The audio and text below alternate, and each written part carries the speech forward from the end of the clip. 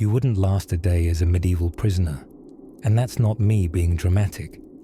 That's just me, gently stating the groggy, grimy truth, like a tired town crier who only shouts once every Tuesday. Let's begin not with the torture. That can wait.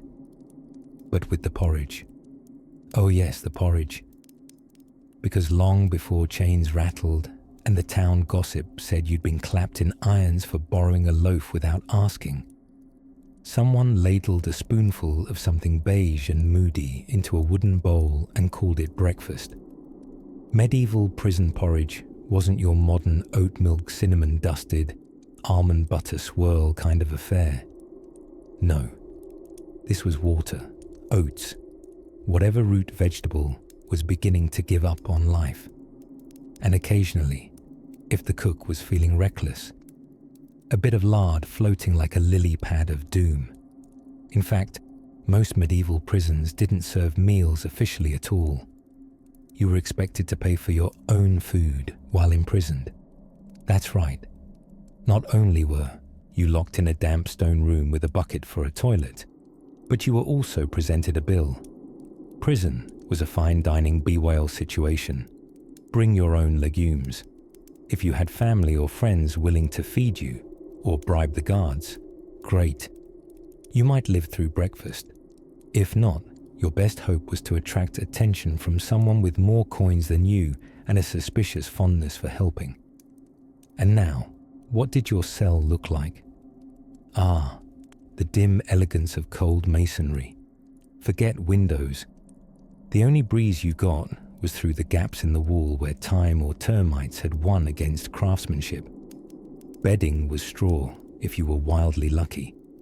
Often you slept, if you dared, right on the floor, which was a vibrant tapestry of dirt, spilled night buckets, and the occasional rat attending to its business. One might think surely this was punishment enough. But that's where things got wildly imaginative. Because prison, in most cases, wasn't even the punishment. It was just the waiting room. The mead-scented, mouldy antechamber leading up to the actual punishment, torture, execution, public shaming. Or, in the best-case scenario, some long-winded trial where the judge had a personal feud with your uncle and a very loose understanding of logic. Let's say you were tossed in for theft, small theft, bread-pinching level theft. You'd be crammed into a communal cell with people accused of murder, treason, and, worst of all, unpaid debts. That last one was feared most because debtors were particularly talkative. Nothing dampens a cell's morale quite like economics. You might think life behind bars couldn't possibly have a social structure. Oh, but it did. There was always that one prisoner who'd been there the longest and knew the guard's cousin's name. He'd get the best corner and slightly less weevil-ridden bread. Then there were the people who'd cracked, not violently, just existentially. They talked to spiders and had divided the cracks in the walls into kingdoms. Everyone minded their turf out of polite mutual unraveling. And speaking of guards, they didn't so much guard as they did linger. Their job wasn't to protect or serve, but to extract money whenever possible. You wanted an extra blanket. That would cost. You wanted your manacles loosened during storms. Also a fee. You wanted to avoid a smattering of strategic beatings. Coins, please. It was less of a prison and more of a pay-as-you-go survival simulator. But here's a curious little detail. Many medieval prisons weren't even permanent facilities. The local castle's dungeon might be used temporarily, or a town would repurpose an old tower, a cellar, or even a bridge. Yes, London Bridge, for example, famously had rooms built into it, some of which served as holding cells. Imagine being imprisoned over a river, your sentence flowing beneath you. Quite literally water under the bridge. That's the medieval magic for you, equal parts grim and oddly poetic. So why wouldn't you last a day? Well, It's not just the filth or the rats or the risk of poetic justice. It's simply that most of us, cozy as we are in our springy mattresses and 3-button burrito deliveries, aren't made for hourly porridge, insult-based dentistry, and constant damp socks. But let's not dwell too much on suffering. You're here to unwind after all. Rest easy for now in your modern-day chamber of blankets and gentle central heating. If these stories help you drift off, please subscribe to the channel. It would mean the world to me. And before you fully fade into dreamland, I would love to know where you're listening from and what time it is there. Close your eyes now. We'll gently loosen our imaginary shackles and let sleep have the keys for a little while. Centuries back, during a time when indoor plumbing was a radical fantasy and table manners included tossing bones directly onto the floor, the inside of a medieval prison was a theatre of truly unpleasant surprises. Not the surprise birthday party kind, more the surprise rat nest in your boot variety. Let us gently descend now, as if on a velvet pillow of time, into one of these fine institutions of misery. Imagine, if you will, the early morning light just beginning to trickle through a cathedral window, serene, celestial, a promise of hope. Somewhere else entirely, in a damp, chalky corner beneath a castle wall, a prisoner is waking up inside a medieval jail. This, dear listener, was not the kind of place where one was offered a complimentary breakfast, or even a loyal pillow. For starters, medieval prisons weren't exactly built for comfort or purpose.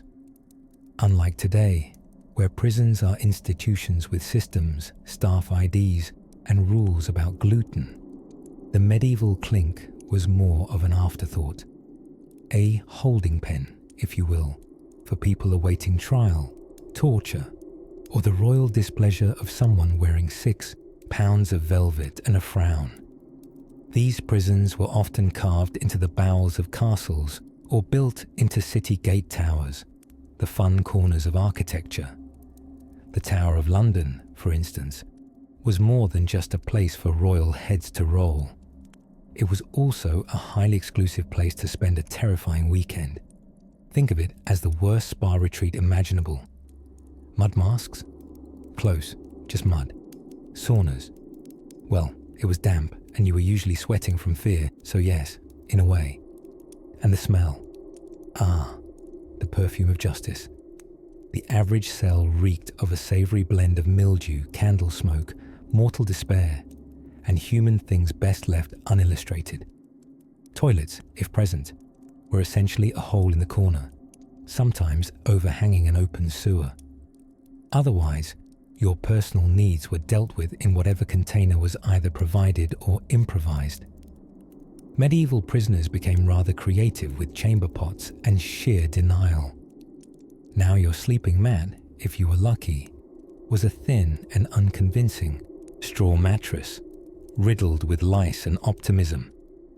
Many simply curled up on the cold flagstones, wrapped in whatever tunic the guards forgot to confiscate. Blankets were rare, unless you counted rats, which had a mysterious tendency to show up exactly when you didn't want them. But hey, they were warm-ish. Of course, not all prisoners were equal. If a noble happened to fall afoul of the crown, they'd sometimes be accorded a private chamber with a bed, maybe even a window and books. Luxury. But for the standard peasant, accused thief, or anyone who couldn't trace their lineage back to a guy with a long sword and a longer last name, the accommodations were less poetic. And then there's food.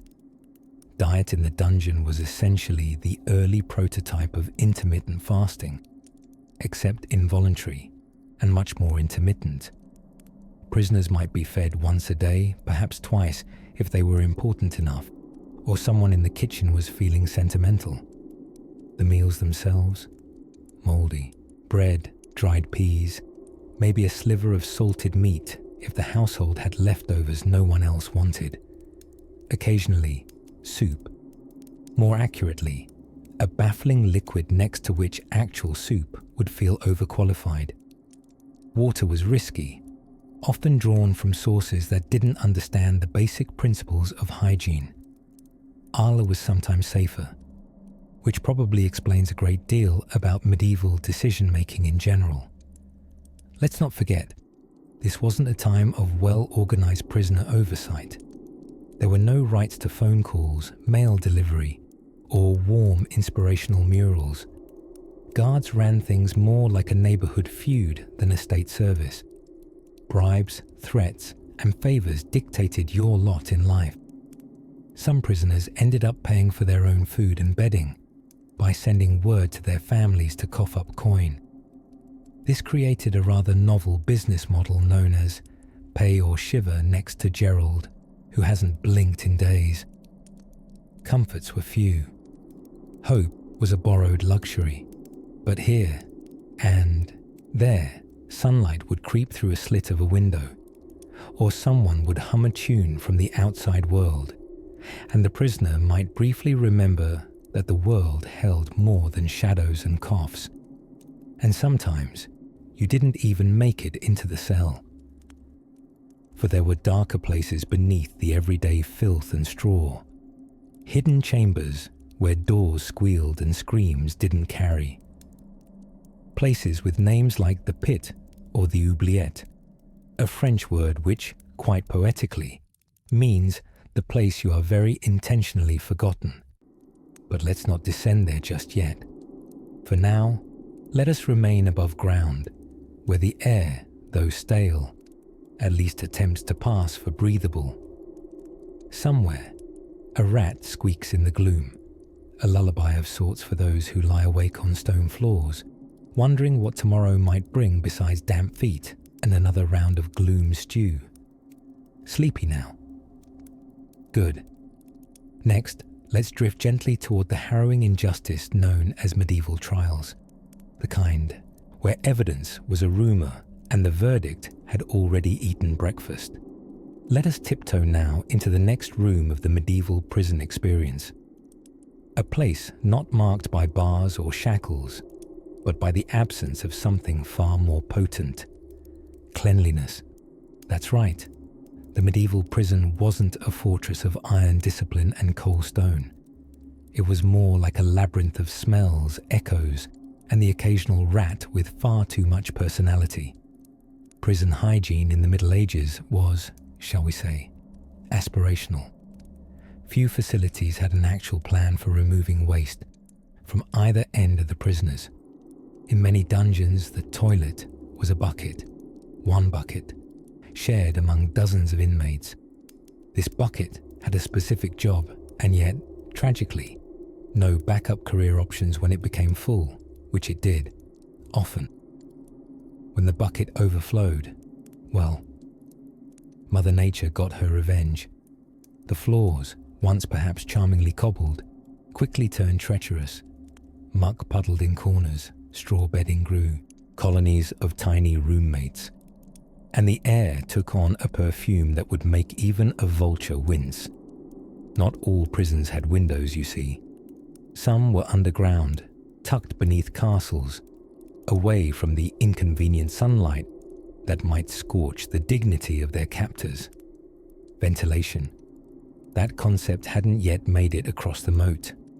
Now, if you were lucky, and by lucky, I mean imprisoned with a degree of nobility or a purse fat enough to bribe the guards, you might be afforded your own bucket, possibly even a fresh one. Maybe some scented herbs to deaden the odor. But for the average prisoner, your nostrils got used to disappointment. Bathing was not routine, nor was it expected. Soap was a rare feature, and water was more commonly drunk than bathed in. Germ theory would not arrive for several centuries, so to the medieval mind, a filthy cell filled with damp straw and human byproduct was simply ambiance. Let us pause here to consider the toothbrush, except we can't, because it didn't exist. Some people might chew on a stick or rinse their mouths with vinegar if they were particularly forward-thinking. But for a prisoner, there were more pressing matters, like avoiding fleas, dysentery, and the profound despair of a rat dragging your last crumb away by its tiny pirate hand. Speaking of rats, yes, they were regular companions. Rodents loved the generous buffet served up by neglect. They were not shy. They made house calls. Sometimes they became so familiar they were given names, or at least shouted at with curses creatively developed in the depth of misery. One rat, no doubt, was named Sir Squeaks-a-Lot, and he ruled his cell-block kingdom with whiskered tyranny. Yet, oddly, there was a strange camaraderie among prisoners that sometimes bloomed in these unspeakable conditions. A sort of gallows solidarity. They shared lice, sure, but also stories, bad jokes, even bits of stolen bread. Music occasionally echoed through the halls. Not the kind you'd dance to, but the kind hummed through clenched teeth while shackled to a wall. It was a rebellious lullaby to the darkness. How inconveniently poetic. And then there were the smells again. Imagine you're trying to sleep, curled on straw that may once have been yellow, but is now a diplomatic mixture of soggy grey and historical shame. You close your eyes, the echo of a dripping ceiling the only lullaby, and you breathe in damp stone, wet wool, centuries of soaked regret. You ask yourself why the prison smells like a goat wearing mould, but there is no goat, only you and 20 other souls, and the bucket. And yet, people survived. Not well, perhaps, but enough to write about it, or be written about, by monks with strong stomachs and better lodgings. The very walls of those prisons absorbed countless miserable nights, soaked up whispered final confessions, and weathered the slow passage of years, gasping for fresh air with every creaking door. But escape wasn't only found in physical freedom. Some found it in faith, others in madness, and a few, the truly cunning, in careful manipulation of the guards. But we'll save that for a little later, once the torchlight dims a touch, and we've settled more comfortably into our hay-scented imaginings. Somewhere between the damp stone walls and the musty scent of straw lies the charmingly grim reality of where you'd be spending your first night in medieval custody. Welcome to your cell, a cozy little nook carved into history's armpit. Now, when we say cell, let's manage expectations. This isn't a room with a view or a mini-fridge. This is a room with a rat-to-human ratio best described as collaborative. Medieval prison cells varied wildly, from dirt-floored pits dug hastily into a castle's undercroft, to tower chambers that might once have stored barrels of rather judgmental wine. But whichever flavour you got, chances are high it involved darkness, dripping walls, and the unshakable feeling that mould had recently gained sentience and now paid rent. Lighting, for example, was limited. A tiny slit of a window barred with iron might let in a breath of daylight, if you were lucky, or unlucky, because that small window also ensured that rain, wind, questionable pigeons, and the occasional apple core pelted from above could all join your indoor experience. As for the torches, prison officials didn't exactly hand those out at check-in. Firelight was precious, and generally reserved for interrogations or unfortunate dinner parties. Your bed, if your name wasn't, say, Duke Henry of Over the Hill, was a straw pallet tossed in the corner like a bad idea. These straw pallets were rarely changed, though the fleas were rumoured to swap vacation photos with the lice. Pillows, as we now understand them, didn't often feature here. Instead, you might rest your head on a bundle of straw tied together with rope, or, if it was a particularly fancy night, last month's bread crust. Why? Yes, the bread used for bedding and the bread used for eating were alarmingly similar in firmness and flavour. And then there's toileting, which, believe it or not, is a surprisingly rich subject in medieval prison design. If you were imprisoned in a castle keep, like the Tower of London, you may have found yourself above what's delightfully called a garderobe. This was essentially a vertical shaft that led to the moat, where your business met the business of countless other captives, creating a flowing symphony of bad decisions. If no garderobe was available, prisoners made do with chamber pots. And by made do, we mean they spent far too much time with objects that should have left their lives long ago. With the olfactory ambience now set, we should talk about your cellmates. Rare was the solo cell, unless you were important enough to bribe your way into loneliness. For everyone else, you'd find yourself spooning your new comrades not for comfort, but out of a desperate need to conserve body heat. Medieval prisons, especially during winter, were like ice boxes designed by someone who held a personal grudge against toes. Guests of the crown might include thieves, debtors, heretics, political enemies, or just folks who owed the wrong person a goat. And while prisons today are about serving time, in the Middle Ages, they were really waiting rooms for something worse. You weren't locked up as the punishment. You were locked up until someone decided on your punishment. Torture, hanging, being sent to the stocks to be pelted with turnips past their prime. It was like being at an airport gate where every flight potentially ends in execution, and there's no in-flight snack. Survival in the cell depended not just on individual strength or willpower, but on money. Yes, even back then, cash talked.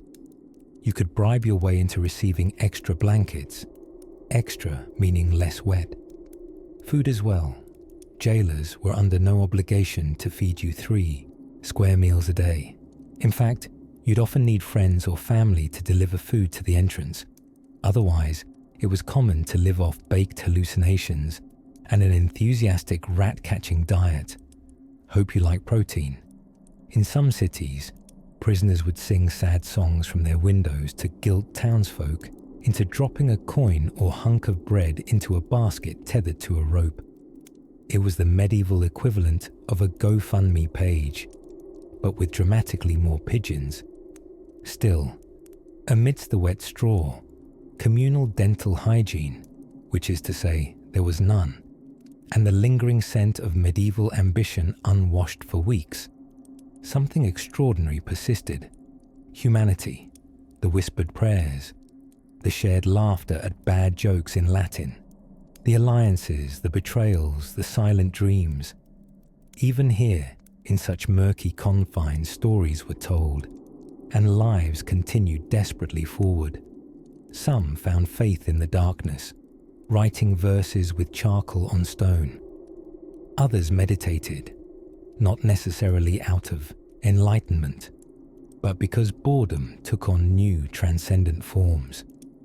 And some stared out those narrow windows, dreaming of a different life, beyond the prison walls and beyond history itself. But before morning arrives and you begin to wonder who's sniffling in the shadows next to you, spoiler alert, it's a 14-year-old pickpocket named Edgar with a surprisingly good sense of humour. We should gently shift our focus to the gentle clink of keys outside your cell. What's next for our medieval resident? Well, it might involve a conversation with someone wearing far too much velvet. The air inside a medieval prison wasn't just thick, it was practically chewy. A damp, aromatic blend of mildew, moss, soot, and something uncannily similar to stewed cabbage left unrefrigerated for a fortnight. Welcome, sleepy traveller, to the olfactory opera of 12th century incarceration. Yes, before there were Glade plugins, there was the chamber pot, usually full, rarely distant. Medieval prisons contrary to modern expectations, were not designed to rehabilitate anyone. They were more like short-term waiting rooms of doom. Think less correctional facility, more concrete purgatory. You weren't sentenced to serve time so much as to marinate in suspense, awaiting your turn for trial, execution, or, if fortune favored you, release. If the walls could talk, they'd whisper tragic poetry and cough uncontrollably from the mold. But let us dim the torchlight and focus on what truly made these prisons such a charming disaster. Infrastructure. Castles, particularly, were fond of maintaining their own dungeons, often beneath the great hall where nobles feasted.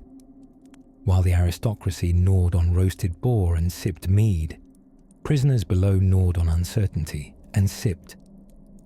Rainwater dripping through the cracks. A popular architectural amenity was the oubliette, derived from the French word oublier, meaning to forget.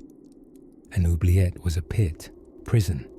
Imagine being lowered into a vertical shaft with slick stone walls and zero exit strategy. The only way out was up, and unless you were part gecko or had a grappling hook, both rare in the 1100s, you were out of luck. They weren't designed with feng shui or mental health in mind, more of a set and forget kind of space, like leftovers gone too long. Now, while your mind may conjure images of stone slabs and iron bars, know that some prisons were even humbler. Makeshift wooden cells, castle basements, and even hollowed-out tree trunks. Yes, a particularly enterprising sheriff in Yorkshire reportedly imprisoned miscreants inside a pollarded oak. It was recycling, medieval style. As for amenities, well, bedding often involved a handful of straw, shared with whatever charming insect population had recently moved in.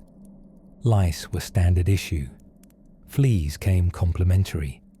If you were of noble blood and had sufficiently annoyed the king, you might score a cell with an actual bed, perhaps even a tiny window. Congratulations, you upgraded from abandoned root cellar to root cellar with a view. To maintain medieval standards of oddness, food was almost entirely the responsibility of the prisoner's family. Yes, prison in the Middle Ages was delightfully BYOs. Bring your own sustenance. If you didn't have nearby relatives, or if they disliked you enough to feign ignorance, you might go a little peckish. Guards weren't exactly culinary philanthropists. If anything, they were more like medieval vending machines that accepted bribes instead of coins and offered whatever was left of the turnip stew. Speaking of guards, they deserve a sleepy applause. Not for professionalism, no, that wasn't invented until centuries later, but for their impressive commitment to indifference. Unless bribed, threatened, or otherwise inspired by divine intervention, they were generally content to let whatever happened in the prison stay in the prison. Boredom was their superpower. Corruption was just occupational seasoning. It also wasn't uncommon for prisons to become semi-lodges for travelling nobles who'd fallen out of royal favour. They'd show up with furniture, food, and personal servants to soften the emotional blow of awaiting eventual trial. One Count of Brittany even brought his chess set, though it's unclear whether pawns were allowed to check the king. Prison didn't strictly require misery. It just made it incredibly easy. Still, with all its discomforts, the medieval prison had one thing modern facilities often lack: ambience. You'd fall asleep to the gentle chittering of dungeon rats, the echo of distant Gregorian chants above you, and the occasional scream. Could be from a fellow inmate, could be a ghost. Odds weren't bad. Rest now.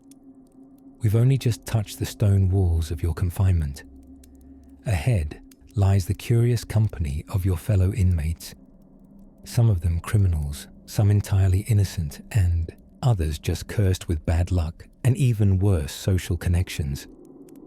the sun has long since dipped below the jagged silhouettes of castle walls, leaving behind only the smouldering hush of evening. And it's here, under this heavy woolen blanket of twilight, that we turn our attention to one of the great misadventures of medieval imprisonment: food. Now, of course, the word food might be a stretch. A medieval prison menu wasn't exactly something you'd find scribbled down in cursive on a chalkboard at an artisanal cafe. There were no lavender-glazed oatcakes, no hand-churned goat's milk latte, just the kind of tray that would make even the most fearless of rats question their life choices. It really depended on who you were. If you were nobility, say a disgraced earl or a politically inconvenient cousin to the king, you might have been permitted to order your own meals brought in from outside. And by you, we mean some very determined servant of yours who navigated muddy lanes and probably a few bribe-happy gatekeepers to deliver it hot. A cold roasted pheasant, fine wine, and maybe even a tiny pie crimped with resentment. Some nobles stayed imprisoned in reasonable comfort for years, mostly frowning about things. But for everyone else, the average medieval prisoner was fed a diet best described as punishment cuisine. At the bottom rung were those given nothing, left to survive on the generosity of others, or a particularly enterprising pigeon. That's right. In many cases, the jailer wasn't required to feed prisoners at all. If you didn't have friends or family sneaking you scraps, your meal plan was basically starvation. Those lucky enough to score official rations were treated to prison fare so dull it could insult the alphabet. Enter brose, a gloopy gruel of oats and water that managed to possess both the flavor and emotional energy of wet bark. Slightly fancier jails might offer bread, usually stale, usually hard enough to qualify as both meal and weapon, accompanied by something called pottage. Now, pottage might sound cozy, almost like what a hearty farmer's wife in a children's book might bring to warm you by the hearth. In reality, pottage was a kind of endlessly simmering medieval stew, made by tossing in whatever was cheapest, wilted, or vaguely edible. Think of it as soup with commitment issues. One prisoner described it as tasting of damp hope and onion. I may have added that last bit, but spiritually, it's accurate. Even the water was suspicious. Clean water wasn't always a given, especially if you were languishing at the bottom of a dark tower with rats and a few secret ancestors. Medieval water sources were often shared with livestock, cholera, or worse. So in a surreal twist of fortune, beer was sometimes considered safer. Small beer, essentially watered down, weak ale. Not just soldier fuel, but prisoner Gatorade. It had barely enough alcohol to make you feel festive, but just enough to kill off the worst of the microbes. Cheers to that. Still, unlike modern prisons with nutritional guidelines and inspections and, general sanitation, medieval jails didn't much concern themselves with balanced diets. Vitamin C deficiency. That's how you learned a tooth can fall out without your permission. Scurvy was more than just a sailor's problem. Even the noble prisoners, swanning around with their private cheese wheels, occasionally found themselves boiling parsnips just to avoid dissolving into their own immune systems. Now, picture this. It's the dead of winter. Your breath fogs in the air like soft ghosts. You've wrapped your thin prison blanket around your shoulders like a moth-bitten cloak. You sit on a lopsided bench, spooning tepid grey porridge from a wooden bowl that's been with more prisoners than you'd care to contemplate. Somewhere, deep in the wall, a rat is audibly judging you. And you wonder, is this lunch? Is this breakfast? Or some haunting betwixt meal with no name? Occasionally, Sympathetic townspeople or religious orders might deliver food to the prison, known as alms. These donations were distributed unevenly, let's say. Some prisoners made do with humble loaves and turnips. Others whispered conspiracies through mouthfuls of boiled eel. No one knows why eel was so popular. Perhaps it was medieval Britain's ongoing dare with itself. Hunger, of course, weakened resistance, literally and metaphorically. A man too faint to stand was easier to manage, less likely to plot, and deeply uninterested in escape. More than chains or iron locks, perhaps food, or the conspicuous lack thereof, was the warden's quiet blade. But the belly, however empty, was not the only thing stirring in the shadows of those damp stone corridors. Next, we'll follow the flickering glow of a prisoner's candle and see who or what might be scribbling on parchment in the dark. As the cocky rooster of dawn decided to delay his performance for a few more hours, blissfully unaware of the concept of time zones, we direct our dreamy gaze to an often overlooked question. What exactly did you wear in a medieval prison? Ah, yes, medieval fashion statements, behind bars.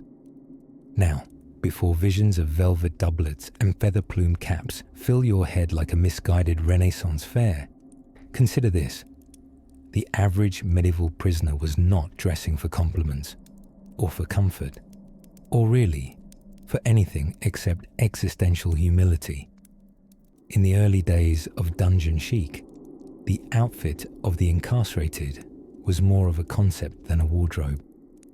If you arrived already clothed, which, thanks to the absurdity of medieval justice, you might have been allowed to keep your garments. Congratulations. That is, unless your clothes were deemed too fine, in which case the guards had first dibs, and their notion of fine was flexible. If it didn't have a hole in it, the size of a hearty rat, it was probably too nice. Gradually, though, prisons got organized. Sort of. By the 13th century, English prisons started issuing standard garments to the incarcerated. But before you get impressions of crisp, matching jumpsuits or orange uniforms bright enough to signal surrender to passing satellites, slow your gallop. Picture instead a coarse tunic made of wool so scratchy it could exfoliate your regrets. The color, a sort of non-committal greyish beige that would have made even medieval palette makers sigh. These tunics were chosen for their affordability and de-luxuriousness. You may think burlap is itchy. Try its older, less ambitious cousin. Pants were optional, and not in the fun way. If you were deemed unworthy or had your clothes confiscated, you might simply go without. And while that might sound like a breezy way to save on laundry, remember, these prisons weren't toasty. In fact, they had the ambience of a damp basement owned by someone who despised comfort. In some institutions, especially those with ecclesiastical oversight, monks with a clipboard if you like, prisoners might be forced into garments that signaled their status to the outside world. Public shame, after all, was one of the few entertainments available. Imagine passing through a square and seeing someone in an outfit covered in punishable patches, with easy-to-read embroidery that basically shouted, "This person committed a moral whoopsie." Then there's the matter of hygiene, or more accurately, the extreme absence of it. Prisoners typically wore the same garments for months, years even. Laundry services were scarce to non-existent, unless a sympathetic rat dragged your shirt into a puddle. One riveting example is from Newgate Prison in London, a place renowned for its odour. Visitors actually mention the smell in contemporary writings more than the crimes themselves. When smell is your strongest brand identity, you know things are fragrant. There, Prisoners were sometimes so layered in grime and decay that clothing fused to the skin. What a lovely thought to curl up with. And don't even ask about undergarments, because there weren't any. Certainly not the puffy bloomers of Shakespearean theatre. Medieval prisoners weren't actors in a morality play. They were flatulent, lice-ridden, perpetually damp, and underdressed in every conceivable way. Occasionally, more privileged inmates, those who, say, stole for the crown, or were simply better at bribes, were allowed to wear their own garments. These inmates filled a particular niche: upper-class criminals who could afford privacy, private rooms, private diets, and, yes, private underwear. There are records of noble prisoners receiving fur-lined robes in the Tower of London. Fur in prison, and not in a metaphor. This was less hard time, more fashionable time out with consequences. They were allowed books, heated chambers, and even staff. Truly the Airbnb of imprisonment. It was a moral Rubik's Cube. The more power you had, the more dignified your clothing. The less you had, the more likely you were to be reduced to an outfit last worn by despair itself. In sum, your prison look was either pauper turned scarecrow or lord of inconvenience in lapel fur. Both absurd, both historical. Remarkable, isn't it, that in jail fashion still found a way. Now, as wool itches and cell doors creak, our candlelight flickers towards something darker. Let us drift into the next bleak comfort, the food, or what the medievals claimed was food, sometimes with a straight face. One more bite, one more gasp, one more historically certified stomach turner. By now, you've been tossed unceremoniously into the medieval prison world, an environment that's part nightmare, part existential sketch comedy. And if you were hoping for a midday recess or a poetry circle to process your feelings, I have bad news. Next on the medieval prisoner experience is mealtime. Ah yes, the prison meal, the culinary low tide of history. Surely you think life behind bars couldn't possibly get worse. But oh, sweet listener, medieval jail cuisine practically had a grudge against happiness. Let's begin with a fundamental truth. No one expected to keep prisoners well fed. After all, these folks had allegedly broken the law, or at the very least, annoyed someone wealthy. In the minds of 13th century authorities, that meant you deserved exactly 0 seasoning and 0 compassion. Technically, there was food. But legal codes viewed it more as a faint whisper of sustenance. Just enough to keep you alive long enough to confess, go to trial, or perish somewhere in the middle. Your average meal amounted to a fist-sized hunk of coarse black bread, the kind that possessed both the nutritional value and mouthfeel of a weathered boot. And watery broth. Always broth. Or as medieval inmates called it, yesterday's dishwater, but thinner. This soup-like liquid might have contained traces of cabbage, maybe a hint of barley, if you were lucky enough to have stolen from the middle class. Most days, though, it was a distant memory of vegetables, just vague vegetal vibes, floating stoically in warm water. And meat. The modern prisoner might imagine a sad meatloaf or an overcooked hot dog, but in medieval prison, meat was largely theoretical. If you saw meat in your bowl, chances are it walked in earlier that day and died of natural causes in the hallway. The good news, for a very flexible definition of good, is that there was usually ale.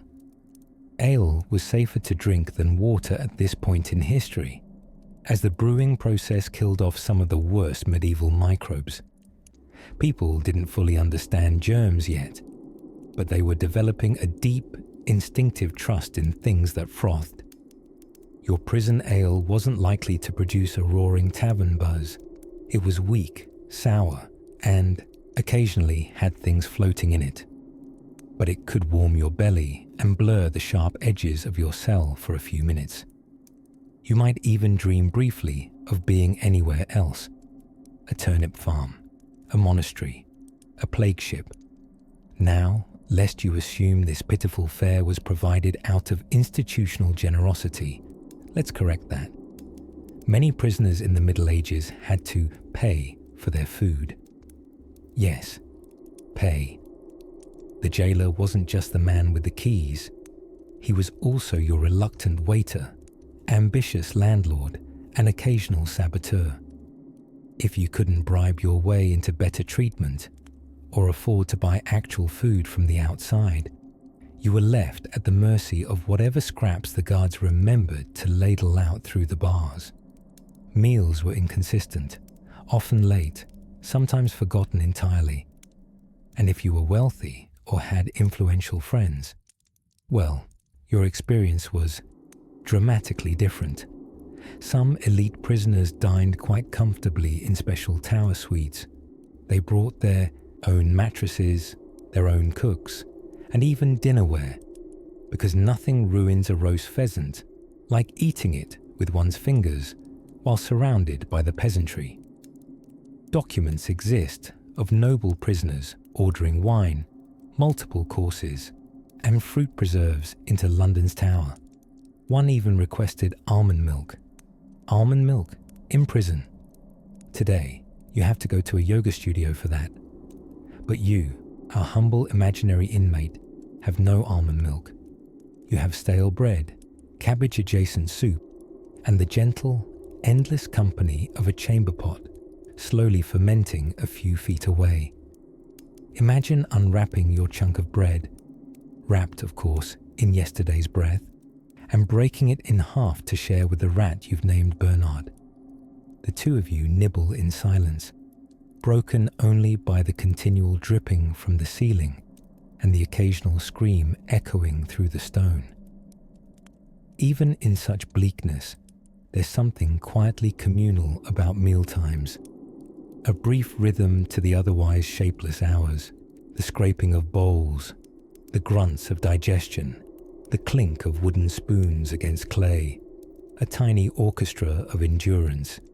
And so, you lie back on your straw-stuffed bedding, belly partially full, your dreams softened by a tepid rush of sour ale.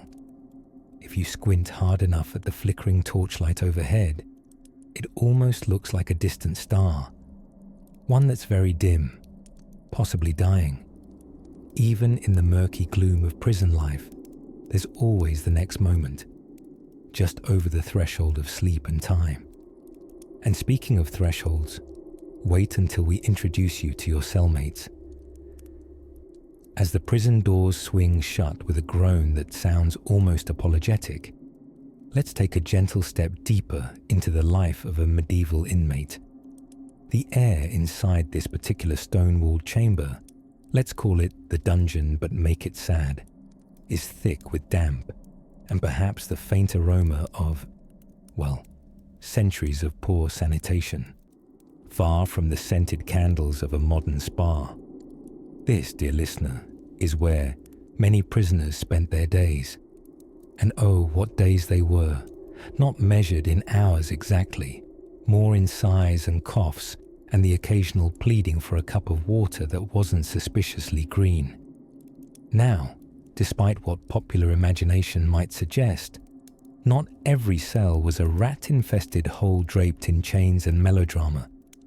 Some were, absolutely, but others were simply bleakly efficient.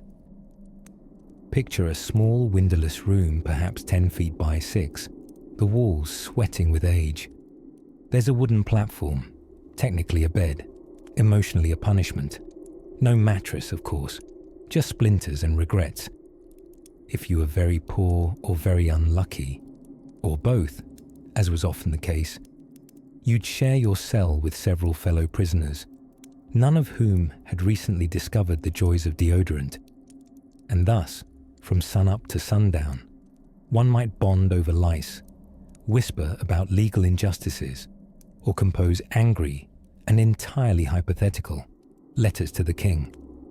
But if you happen to be someone of rank, say, a minor lord who'd misappropriated a goose, then you might find yourself in what's known as honourable captivity.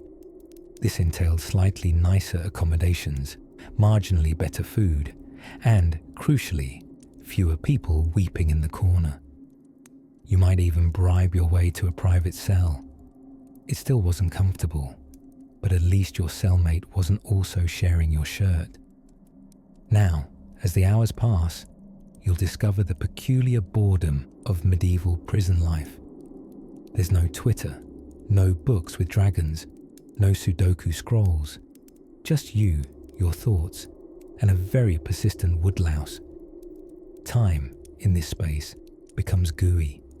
You could mark it on the wall, little scratches to count the days, but even that assumes you have something sharp and aren't afraid the jailer will accuse you of sharpening with malicious, wall-escaping intent. Occasionally, the door would creak open, and a jailer would appear, likely with bad posture and worse breath. If you were lucky, he'd be bringing you food. If you were unlucky, something else entirely. Shall we talk about the menu? It's surprisingly consistent. A porridge-like substance known simply as gruel, which is what happens when oatmeal gives up on itself. The water was often filtered through optimism rather than actual cloth. Wine, when it appeared, was watered down and sour, but still better than the water, so no complaints there. Those with family outside occasionally received parcels, but alas, postal standards for medieval dungeons weren't exactly prime delivery, more like eventual. If the monastery next door took pity on your soul, you might be visited by a friar. He'd offer prayers, perhaps gently note your sins, and subtly suggest that you confess before anything. Unsavory began. Unsavory here being a rather poetic euphemism for torture, which we shall drift past gracefully for now. No need to start flinching yet. Hygiene was both a dream and a distant memory. There were no showers. There were not, in fact, any real planning procedures for bodily needs. Instead, a bucket. And in cramped conditions, the bucket becomes a passive-aggressive event, particularly when someone forgets to empty it. The sense of community. It was strongest in those delicate moments of olfactory despair. And then, of course, there was the noise. The echoing corridors carried every clank, cough, moan, and lament with priestly clarity. Sleep came in fits. Short bursts of oblivion interrupted by footsteps, the squeal of rusty hinges, or the unmistakable drone of old Geraldson snoring like an accordion made of mud. Perhaps the worst part was the unknowing. Most prisoners weren't told when their trial would come, or if it ever would. Time spent waiting in medieval jails was like watching paint dry. Only the paint is blood, and you're not sure whose it was. Still, even in these grim halls, the human spirit fluttered. Prisoners composed poems. They sang, or at least hummed. They played games, with pebbles or whispered epic tales of freedom with flair and embellishment. One could survive the dungeon if one was careful, clever, and just royal enough to matter. And outside those thick walls, the world churned on. Bells chimed in distant chapels. Merchants haggled over fish that almost smelled fresh. And somewhere, in a kitchen or a castle, a judge leaned back after supper, idly delaying the paperwork that might decide whether you walk free or remain here, composing your third sad ode to soup. And on that soft, melancholic note, let's drift further still, toward murmurs, shadows, and a certain iron key just beginning to jingle down the corridor. Being stuck in a medieval prison was a little like staying at the worst Airbnb imaginable. If that Airbnb also occasionally beat you for sport, forgot to feed you, and housed rats the size of terriers. But even this matted, groaning world of damp stones and distant screams had a form of structured hierarchy, and that's where our next character wanders in, cloaked in gloom and smelling faintly of onions. The medieval jailer. The jailer, dear listener, was not the villain from central casting. Picture someone less like a hulking brute with keys jangling from his waist, and more like your neighbour Carl, who just found a steady job with perks. Sure, those perks included a questionable uniform, uneven pay, and a suspicious number of medieval tips, red bribes. But Carl was grateful. Most jailers were not paid salaries by the crown. Oh no, that would have been far too fiscally responsible. Instead, they earned their living through what we might kindly call a fee-for-service model. Prisoners, yes, the prisoners, were expected to pay for luxuries such as food, water, chains, and a splotch of straw mattress that may or may not have formerly been a hayloft for goats. This system ensured that the richer inmates had a relatively comfortable detention, sometimes even bringing their own furniture, servants, or pet lapdogs into their damp cell. The poorer ones, they might not even get a wall to lean against. It wasn't uncommon for a desperate jailer, low on income and serotonin, to invent new fees on the spot. Oh, you want your chamber pot emptied today. That's the Monday clean-out levy. You'd like to keep your right shoe? That's extra. Some prisoners paid to have fires lit in their cells to keep warm. Others could barely afford to shiver. Of course, not everything about being a jailer was golden gravy. For one, you had to live in the prison. And imagine it, every creaky noise at night wasn't a ghost or an annoying upstairs neighbour. It was definitely Bob in cell 3 trying to file through his shackles again. Jailer Carl had to make nightly rounds with a rickety lamp, whispering to himself, "Do not be murdered today, Carl. Do not be murdered." Also, supervising torture wasn't part of the job description for every jailer, but some were more hands-on, particularly at the Tower of London, where torture was executed with such grim ceremony that it was practically a performance art. The rack, for instance, was excellent at stretching out both limbs and confessions. Then there was The Scavenger's Daughter. No, not a Dickensian novel, but rather a device that compressed the body instead of stretching it. Clearly, medieval inventors were committed to symmetry, alarming symmetry. For the jailer, torture time was less about cruelty and more about career development. Administer it poorly, and people talked.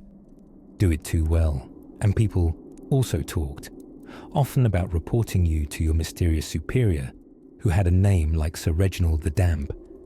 Balance, as in so many things, was crucial. Some jailers formed peculiar friendships with their prisoners. If you imagine this as a sort of Stockholm syndrome with hapless accent, you wouldn't be far off. Records show that some even helped prisoners escape, whether from sympathy or from the lure of more bribes, we'll never quite know. Perhaps Carl, the hypothetical jailer, just genuinely didn't like confrontation. "What's a little prison break among friends?" he might have said, whistling past an empty cell. Despite everything, the jailer was essential. Without Carl and his slightly crooked bookkeeping, chaos would reign. Even medieval law knew that you couldn't just throw people into a pit and forget about them. You needed someone to feed them sometimes, collect their fees, or at least keep track of who was supposed to be tortured on which day. It was, after all, a system. A grim and wildly unfair system, but a system nonetheless. And while the jailer may have been shadowed by scandal, snoring in his little stone office wrapped in a scratchy wool blanket, he was also just another cog in the medieval machine. tired, superstitious, and thinking often about fish stew, so tuck in tightly, because next we'll tiptoe past the cells and peek into the murky world of medieval prison justice. Spoiler alert, due process wasn't exactly trending. It's somewhere around the 4th hour past sunrise, and you are still sitting in your medieval prison cell. Sitting, of course, being a generous term for curling up in a corner of damp straw that smells faintly of goat and despair. Time, you'll notice, no longer exists in any meaningful sense. Is it Monday? Harvest season? Your birthday? Nobody knows. Least of all the jailer, who hasn't said an actual word since muttering something like, "Don't touch the bucket," 2 days ago. Today, our focus turns to that glamorous, oft-overlooked medieval pastime, prison food, or rather, the bleak suggestion of food. Now, as you may already suspect, the culinary standards of the average medieval dungeon were not Gordon Ramsay approved. There was no prison cafeteria with 3 hot meals a day. There was no tray with the little compartments for whatever the 14th century equivalent of mystery meat was. Prisons weren't designed to feed you. They were designed to forget you existed. The entire menu could usually be boiled down to one phrase: whatever someone else pays for or doesn't finish. If you were lucky, and luck in this case, meaning you had friends or relatives with at least a passing regard for your continued breathing, they could bribe the jailer to bring you food. This almost always arrived in rough lumps: a barley loaf, half a turnip, maybe something that claimed, once, long ago, to be cheese. Remember, there was no refrigeration, no expiration dates, and no modern sense of what should be considered edible. If you were very lucky, there might be some meat, but beware. Meat in medieval prison conditions often came with bonus features like maggots, which one chronicler affectionately referred to as God's little wigglers of flavour. And when food didn't come from friends outside, well, then it might come from inside, as leftovers. This sad jailer himself might scrape out his own meagre stew pot, toss you the rind from his cheese, or perhaps, on a festive day, the crushed ends of a stale oatcake. Sharing, see, was very much not caring. It was more like, here, you can chew on this brick-shaped bread nugget instead of chewing on the walls. We find that preferable. In some cities, wealthy prisoners could pay for better accommodations. This might include, brace yourself, rooms with wooden floors, a blanket, and the rare treasure known as a candle stub. These privileged inmates might have access to proper meals brought from nearby inns, or even send their servants to fetch food. Which raises the question, if you have servants and candlelight and imported wine, are you still in prison? Or have you just booked an eccentric Airbnb with very poor reviews? But let's not forget that we're focusing on you, the everyday peasant turned suspect in a goose, theft scandal, or perhaps just foolish enough to owe someone half a bushel of wheat too long. The jailer isn't likely to do you any favours. He doesn't remember your name. He just vaguely refers to you as the stinky one in the corner, which, to be fair, is not a wildly inaccurate description. Now, speaking of favours, there was a long-standing tradition of sharing food among prisoners, but mostly in the way that raccoons share a trash can. Snarling, cautious, and only slightly generous. Prisoners trapped together often developed a kind of desperate camaraderie, especially when a bit of bread went uneaten, which almost never happened. More likely, they shared stories, lies about how clean they once were, and unsolicited opinions about porridge. Oh yes, porridge. Occasionally, a jail might dole it out, a grey, gluey gruel ladled into wooden bowls, or more often, directly into one's hands. It was mostly oats. Occasionally, accidentally, there might be an onion involved. It wasn't nutritious, but it was warm. And in the liminal space between terrible and inedible, that was enough. Interestingly, some monasteries, which also served as detention sites from time to time, had significantly better food. But this was mostly because monks were on a tight schedule, and feeding prisoners was easier than listening to them whimper through vespers. Bread, vegetable stew, and ale were common. Yes, ale. Water was often unsafe, so a prisoner might sip a weak sour ale with their broth. It beat boiling puddles, though only just. Now, remember that prisoners in debt often had to pay for their own upkeep, food included. That's right, you could be jailed for not having money, then charged room and board while you slowly starved. Ingenious, in a grim medieval way. Jailers would sometimes charge per week, per meal, or by the number of rodents scurrying across your toes at midnight. That last one might have been unofficial. And what of hunger? Well, it simply became part of the background noise, along with rats squeaking, keys jangling, and the guy in the next cell weeping about a misjudged duck wager. Hunger was no longer a pang. It was a place.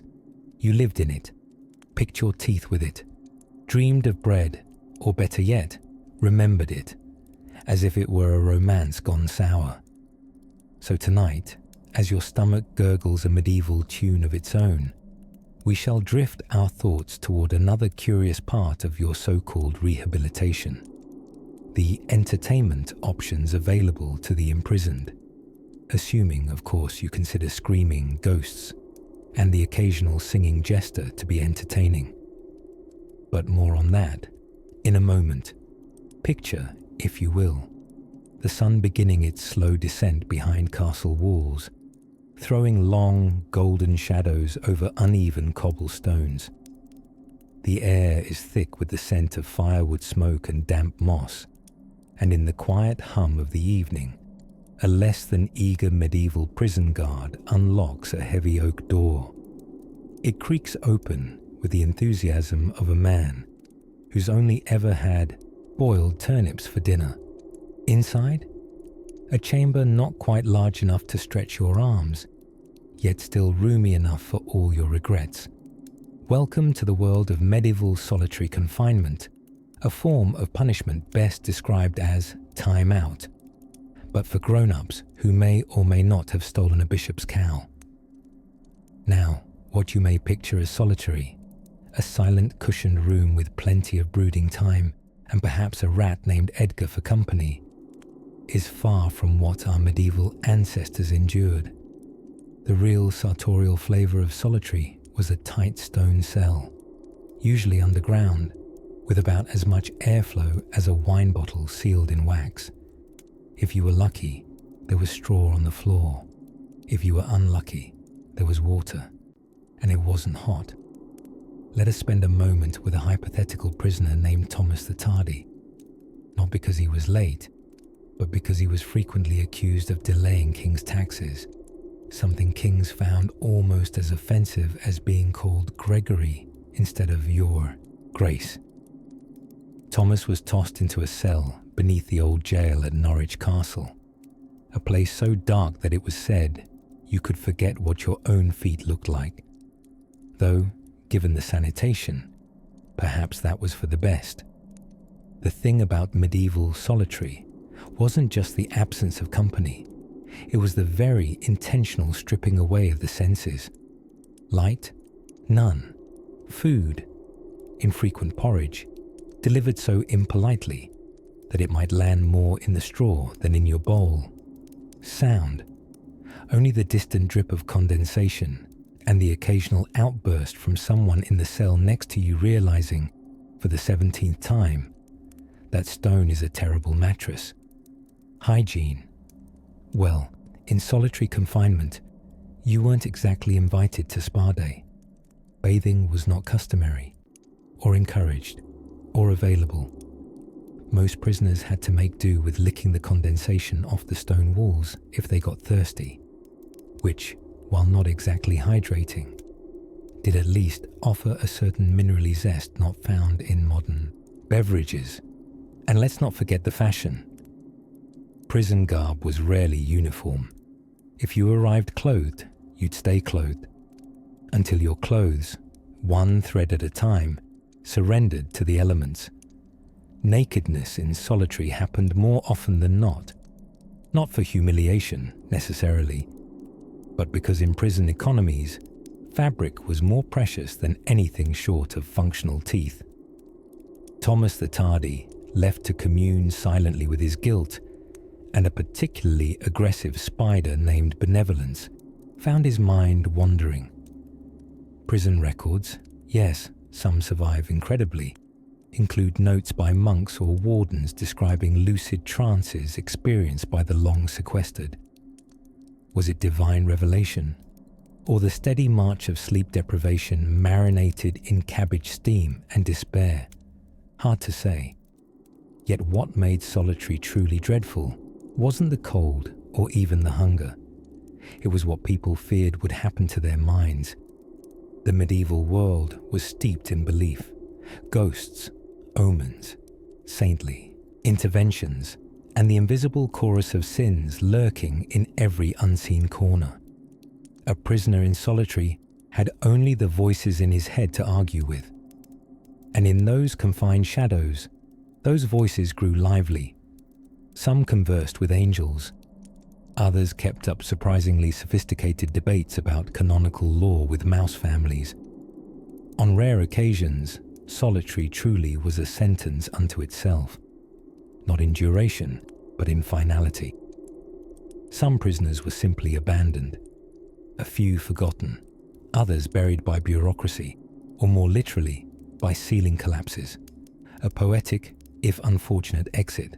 Still, now and then, someone came back from solitary changed, not always mad, not always broken, but different, quiet, like a church pew that no longer creaks.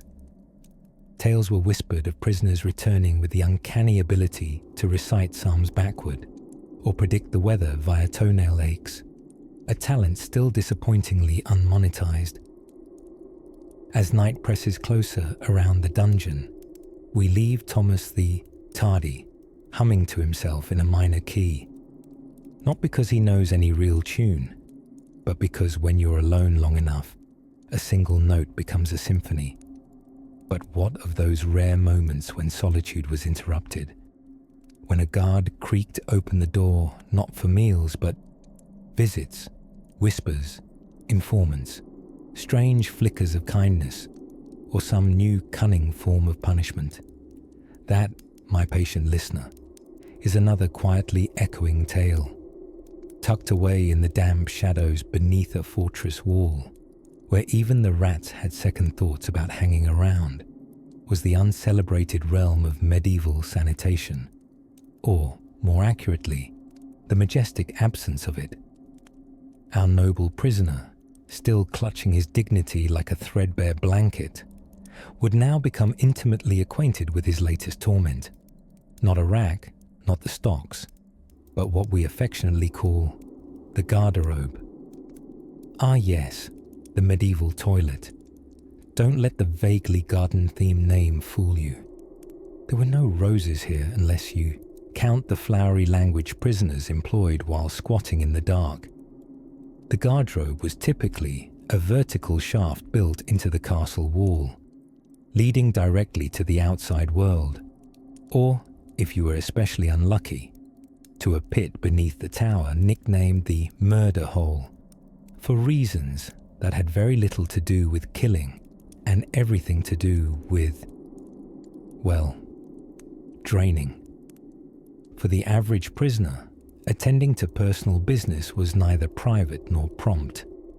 Guards rarely allowed bathroom breaks on a whim. Instead, you were escorted, if at all, with the enthusiasm of someone carrying a live eel in a shopping bag. Worse still, if the guards were lazy, distracted, or simply enjoyed watching people squirm. you were left to use the prisoner's slop bucket, a grim basin which served not only as a makeshift latrine, but occasionally as a home for enterprising beetles chasing their dreams. Now, medieval plumbing, being largely theoretical, meant the aromas in these oubliettes, lovingly nicknamed forgotten places, tended to lean heavily toward the tragic. Wafting through the stone corridors was a bouquet best described as eau de suffering, with potent undertones of damp hay, fishy regret, and existential despair. Not that you'd be fussing over scents, of course. After all, prisoners in this era weren't bathing on the regular. Hygiene wasn't non-existent, but it was, how shall we put it, aspirational rather than practical. Water in the Middle Ages was sometimes more dangerous than skipping a rinse altogether. And besides, soap was a luxury item, the kind of thing you might be offered at a monastery bathhouse, assuming the monks weren't using it to clean the altar cloths. In prison, cleanliness was a group hallucination. Clothes were worn until they became more bacteria than fabric, and vermin were not just residents, they were companions. Lice, fleas, and mites had more legal rights than you did. There are actual records of clergy performing exorcisms on beds infested with lice, which tells you two things. One, beds in prisons were spiritual battlegrounds, and two, the lice were winning. And when sickness came, as it always did, it was seldom subtle. Diarrhea didn't announce itself with gentle warnings. Fevers weren't tamed with broths and lemon wedges. Epidemics roamed freely through cells, nipping at weakened immune systems like malicious cats at a sleeping foot. Dysentery, most notably, was less a disease and more of a full-time job, one that you didn't apply for, but for which you were nonetheless overqualified. It was during these long, smelly, uncomfortable days that our prisoner might try to mentally escape. Perhaps he would picture a songbird outside the window, even though windows were pretty stingy in these architectural dungeons. If one existed at all, it was typically a tiny slit meant more for archers' arrows than for letting in the daylight. Still, hope is stubborn and likes to sneak in the cracks, even if sunlight doesn't. Occasionally, very occasionally, a kindly monk or soft-hearted jailer might sweep in with a tincture or some stale bread that hadn't yet grown its own moral compass. These brief moments of kindness stood out, not just for their rarity, but because they reminded you that, oh yes, you were still tethered to the world of humans. Meanwhile, scribes in the outside world were writing poems about courtly love, painting illuminated manuscripts, and debating whether the unicorn was allegorical or just hard to find. All quite romantic, of course, but tragically light on functional sewage removal. So, there our prisoner sat, or huddled in a corner most likely, sniffling through the clinging damp of his cell, contemplating the philosophical depths of puddles and the eternal unfairness of being born before indoor plumbing. Sleep steals upon him finally, between one cough and another, dreams flickering behind shuttered eyes like candlelight on stone. A brief kindness in a world with remarkably few. But the jailer's key still jangles, and justice, such as it was in these years of rust and rot, remains ever hungry. Let's close our eyes now and drift forward into the next hallway of this inconvenient epoch. Far below the vaulted ceilings and polished stone of medieval castles, where torches flickered like tired fireflies and moisture clung to the stones like secrets no one wanted to tell, laid the dungeons. And in these dungeons, one might find not only unfortunate souls accused of crimes, but also rats with suspiciously high self-esteem and straw bedding that hadn't been changed since last Christmas, possibly 3 Christmases ago. Picture it now, the hum of silence, broken only by the occasional drip of water from a ceiling darkened by centuries of regret. If you were lucky, you might have a cell with a window. If you were really lucky, that window might actually be bigger than a coin slot. Medieval prisons weren't prisons as we think of them today. You see, modern prisons are designed for long sentences. Time, years of contemplation, rehabilitation, and tiny paperbacks. But in medieval Europe, prisons were holding pens, purgatories for the accused, not punishment for the condemned. The idea of keeping someone locked up for years as a sentence, that would have been terribly inefficient. Imagine explaining to your medieval tax collector, usually named something grim like Osbert the Withholder, that you were paying to feed criminals instead of hanging them. It wouldn't go down well. So you're there, in your stone cell, your only roommate, a remarkably opinionated spider, knitting a hammock in the corner. You've likely been accused of something vague and unfortunate, perhaps theft, heresy, or the ever-vague being suspiciously French. Perhaps you've annoyed the local lord, or the sheriff wants to confiscate your oxen and needs a legal pretext. Either way, congratulations, you're now part of the medieval justice system, which is a bit like being invited to dinner and finding out you're the main course. Let's talk creature comforts. Bedding would have consisted of a straw mat, partially decomposed into something that might politely be called organic matter. A chamber pot, if provided, was a heavy ceramic bucket emptied approximately.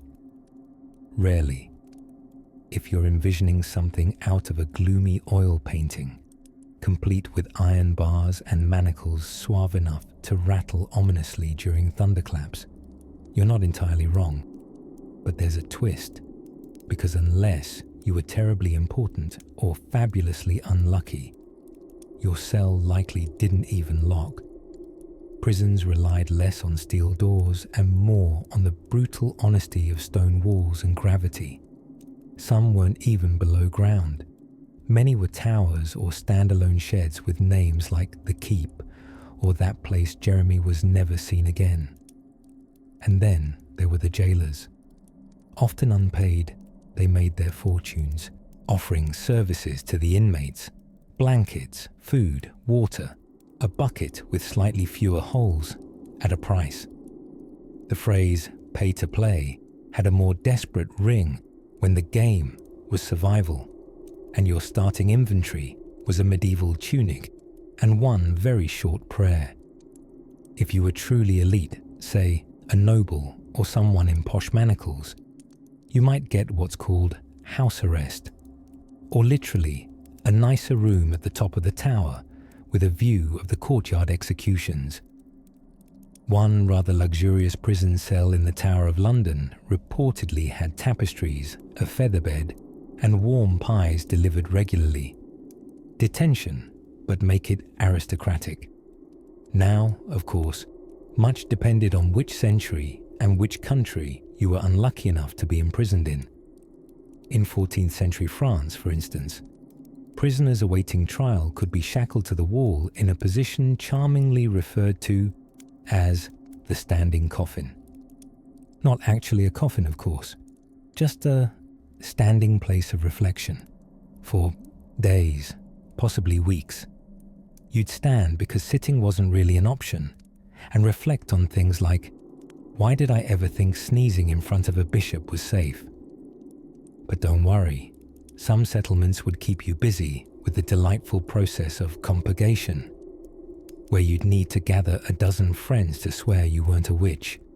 Harder than it sounds, especially when your friends were mostly just neighbors who may or may not think your compost pile smells suspiciously pagan. And still, the actual time served wasn't the real punishment. That came afterward. If you were cleared, you were released. possibly with a fine and a rather severe haircut. If not, you were hauled off to trial, or the medieval version of trial, which often involved boiling iron and the brief hope that your skin would miraculously avoid melting. But for now, let's linger here, in the candlelit quiet of your cell, where the walls may echo with centuries of misplaced justice and the gentle hootings of an owl outside. You can just make out the footsteps of the jailer above, slow and ponderous, like a man deciding between moral ethics and bacon. Of course, what would happen next might depend entirely on what sort of trial awaited you, and whether your judge had breakfast that morning, or a hangover. But that's a tale unspooling in the candlelight just ahead. In the hush of the medieval twilight, after the last clang of the blacksmith's hammer, and before the hushed whispers of monks at Compline, there stood a structure so profoundly uninspiring that it barely qualified as sinister. It was the prison latrine. Now, I know what you're thinking. I clicked on a bedtime story, not plumbing history. But stay with me, because in the medieval prison, the latrine was not just a humble pit. It was a psychological weapon, a health hazard, and occasionally an escape route for the foolhardy and desperately unwashed. Imagine, if you will, a drafty stone chamber tucked into the far end of a prison block, just over a channel that had the polite decency to call itself a drain. In reality, it was a muddy trickle that flowed somewhere between a slow-moving sewer and a career-ending disappointment for local rats. There was no door. There was barely privacy. Just a crude plank with a hole and the vague promise that gravity would sort out the details. And it was always cold. Not the kind of cold that inspired poetry or encouraged snuggles. Rather, the crisp, unforgiving chill that made you question your life choices, your past sins, and whether spiritual salvation was really worth gastrointestinal humiliation. These prison privies served multiple purposes, none of which included sanitation. Firstly, they tested humility. Nothing stripped ego down to the medieval skivvies, quite like a shared latrine with questionable drainage and suspicious noises. Secondly, they provided an easy means for authorities to practice passive-aggressive torture. There are accounts, quiet ones, whispered among monks with troubled faces, of prisoners being placed deliberately near offending chambers, not because they were dangerous, but simply because someone on the guard roster was still mad about having to return a borrowed ox. Some castles got fancy, building their toilets in turreted niches jutting out over the castle walls. These garderobes were more architectural optimism than comfort solution. One breeze from below, and you suddenly understood the value of repentance. Now, in some rather creative escapes, prisoners, most notably bored monks and highly motivated thieves, actually use these so-called facilities to make their way out. This required both ingenuity and an appallingly high tolerance for everything nature has to offer. The story goes that in the year 1332, a particularly enthusiastic prisoner in Exeter Castle managed to squeeze himself through a waste chute and escape down the outer wall. Exactly how he did this remains shrouded in a mixture of admiration and dry heaves. His legacy was forever immortalized as that guy who really didn't want to stay. Of course, not everyone made it. Some tried to escape via the same route, only to get stuck in the chute. Few fates in medieval history are as undignified as being rescued, alive, from the outgoing end of a 13th century penal system. The chroniclers tended to omit those details, probably out of kindness or olfactory trauma. But back to the average prisoner, the not-so-daring, vaguely smelly fellow just trying to make it through the day without becoming a cautionary tale. These inmates quickly learned to befriend the rats, avoid the latrine during rain. The overflow situation was grotesque, yet hydrologically fascinating, and engage in the long-lost art of strategic breathing. A good breath, held at the right time, could mean the difference between dinner and a long rethink of dietary decisions. And speaking of dinner, remember, it often wasn't much different on the way out as it was on the way in. Gruel goes in like mush and comes out, well, also like mush. Consistency, if not hospitality. But in a rather surprising twist, some prisoners found solace during their time at the latrine. A moment alone, a bit of peace, not in the aromatherapeutic sense, mind you, but in the quiet, human need to sit and contemplate. Medieval chroniclers rarely wrote about it, but if you squint between the lines of certain monastery letters, you can spot it. The subtle joy of solitude, even in squalor. It's funny, in a way. In a world of gallows and chains, of oubliettes and whipping posts, sometimes the worst torment was simply the call of nature, unanswered by anything resembling dignity. But the night is deepening now, and the torches in our imaginary prison are burning low. Somewhere far beneath a crumbling stone tower, a prisoner shifts on cold straw, regretting both his crimes and the cabbage soup. So let's leave him there for the moment. Still breathing, still waiting, and ever so slightly less constipated than the peasants outside. And just beyond the barred window, whispers rise, of footsteps, of rusted keys, and of stories waiting behind the next locked door. Despite how many people still think of the Middle Ages as a non-stop joust fest of noble quests and turkey leg feasts, few bedtime stories have the courage to whisper the truth. A medieval prison cell was not the ideal destination for a leisurely staycation. And if you were unfortunate enough to commit a crime, or more likely, be accused of one because someone important didn't like your hat, you might have found yourself acquainted with a little trick of the period known blandly as waiting. Now, when I say waiting, you might imagine sitting idly while the justice system sorts itself out, perhaps sipping a tepid mug of mutton broth and reflecting on your life choices. But no, medieval waiting was more of an endurance challenge in a tiny stone closet furnished only with damp, darkness, and the gentle companionship of rats with questionable boundaries.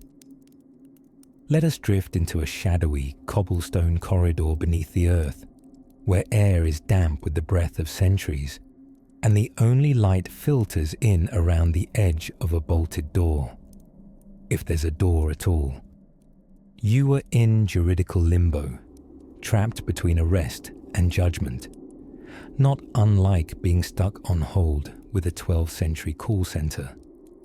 But instead of medieval smooth jazz and pleas to stay on the line because your punishment matters to us, you'd listen to the soft trickle of leaking groundwater and the occasional scream echoing from another unfortunate soul down the corridor.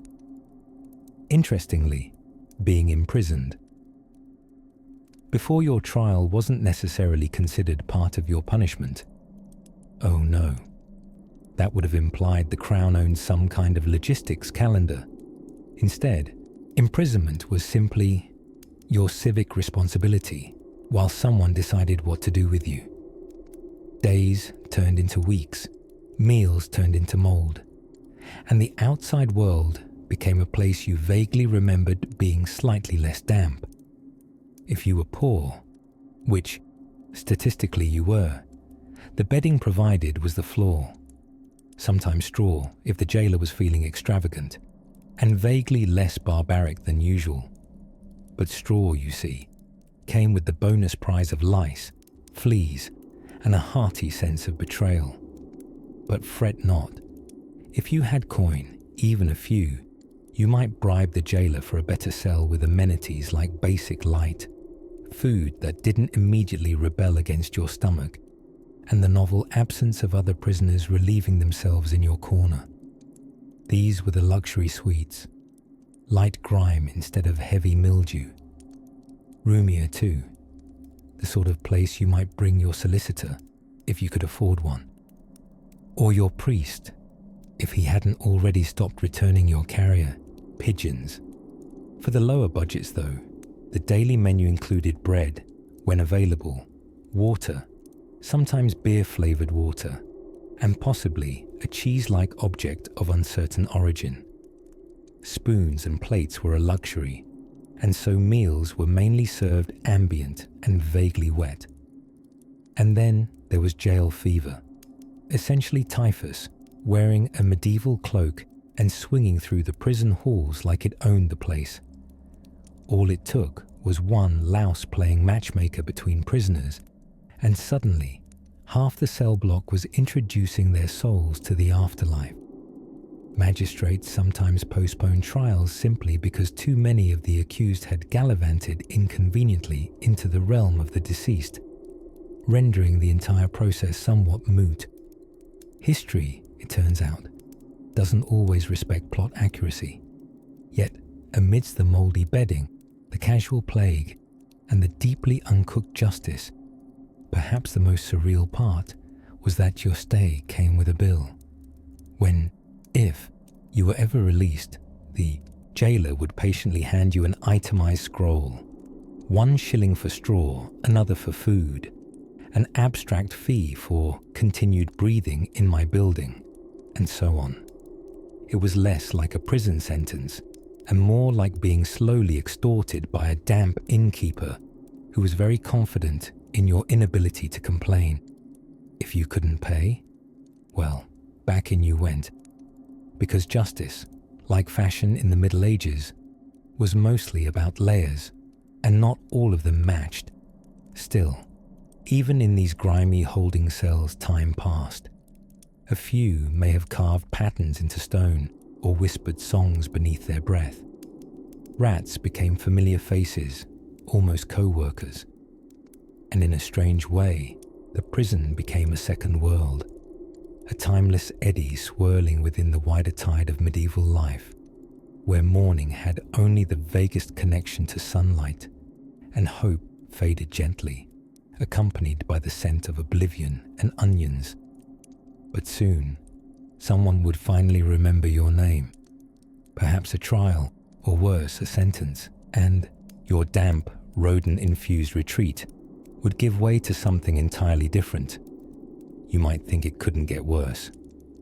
That's adorable.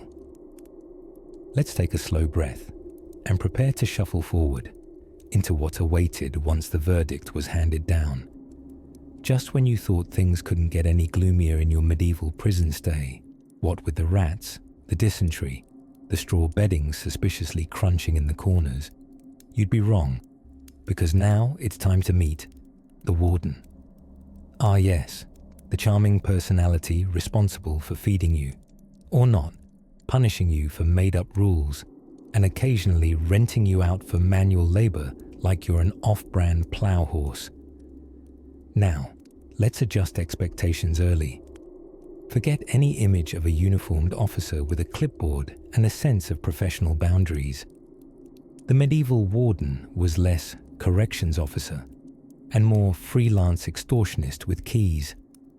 These were often appointed not for their moral fiber, but because they were owed a favor by the local lord, or could be counted on to grease the right palms with coin or ale.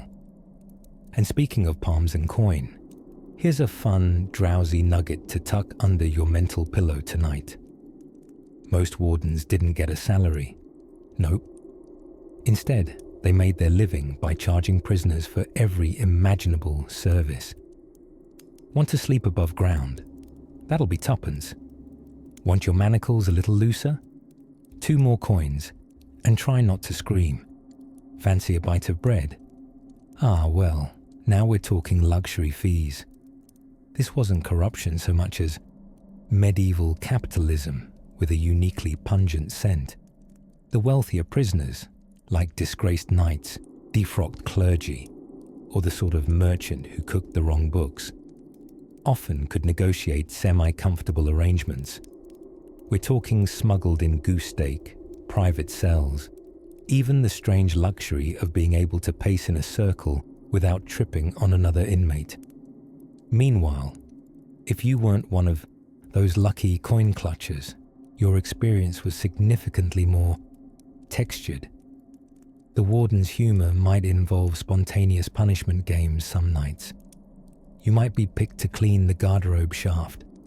That's the medieval toilet chute, by the way. And cleaning it is exactly what you think it is. A task that came without adequate gloves, but with many regrets. And let's not forget our old friend, bribery, hugely popular.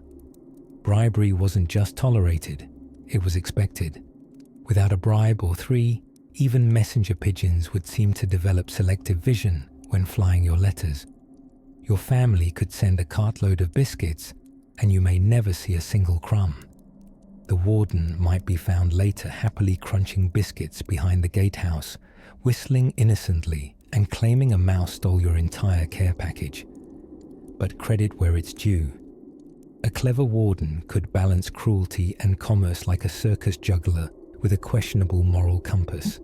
If a prisoner had value, perhaps because he had secrets, influence, or produced excellent leather goods, then he might find himself in the category of reasonable treatment, assuming he didn't annoy the warden's favorite cat. Yes, some wardens had cats, or dogs, or, in one delightful case recorded in a dusty London ledger, a goose of import, fond of jangling keys. Gregory the Goose, they named him. And apparently, he was trained to honk angrily at prisoners who tried optimistic escape attempts. Small feathery surveillance, squawking justice into early dawn. Still, however eccentric, the warden's authority was rarely challenged. They wielded near absolute power over your environment. They chose when you got air, food, or even a sliver of candlelight. And in an age without surveillance cameras or review boards, you were left to the warden's mood and whatever favor you could buy with charm, lies, or your last onion. Naturally, it wasn't all doom. Well, it was mostly doom. But there were stories of kind wardens here and there. Gentle-hearted men who gave extra beans to the sick, protected the weak, or told a joke on a cold night just to keep despair from curling into the corners of the cell. But those were the exceptions, the starlight peeking through the thick and murky fog of penal fate. So yes, consider how each jangle of a key could mean stew or solitary, how a coin could buy comfort, and silence could cost a finger. And as we slip back into the quiet corridors of our dreaming minds, soothed by the slow drift of ancient injustice, let us prepare gently for the next layer of prison life awaiting on the horizon, one filled not with wardens, but with fellow inmates, some more civilized than others. By late afternoon in a medieval prison, time began to recoil like a startled cat. Minutes stretched, thoughts scattered like straw blown by winter wind, and the only clock was the dull ache of your own limbs stiffening against damp stone.